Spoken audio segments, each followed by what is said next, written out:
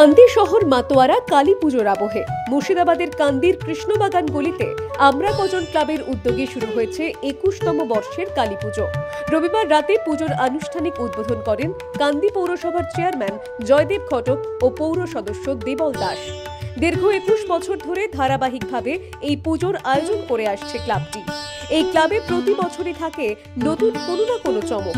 এবছরের থিম দশ মহাবিদ্যা, যেন দেবীর নিজস্ব রূপের উদযাপন। কালী, তারা, ভুবনেশ্বরী, ছিন্নমস্তা, ভৈরবী, দেবীর ১০ রূপে ভাস্বর প্যান্ডেল জুড়ে যেন মিশে গেছে তন্ত্র, শক্তি আর শিল্পের এক অনন্য সমন্বয়। আমরা আজকে সবাই মিলে এখানে এসেছি, পৌরপিতা সহ আমাদের পুরোহিত মশাই আছে, আমাদের সিনিয়র মঙ্গলদা আছে এবং আমার প্রতি ছাত্ররাও রয়েছে এখানে। এই আমরা কজন কৃষ্ণবাগান গলিতে যে পুজোটা দীর্ঘদিন ধরে ওরা করে আসছে, ছাত্র জীবন থেকে প্রায় ২১ বছরে এবার পা দিল। এই ২১টা বছর ধরে ওরা পুজো করে আসছে। আমি চেষ্টা করি প্রতিবার আসবার, এসেওছি গত কয়েকবার। আজকে আমরা পৌরপিতা সহ সকলে এখানে এসেছি।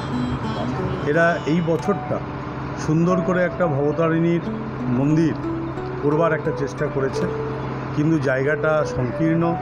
এই জায়গার মধ্যে তবুও একটা মণ্ডপ সজ্জার সুন্দর একটা রূপ দিয়েছে।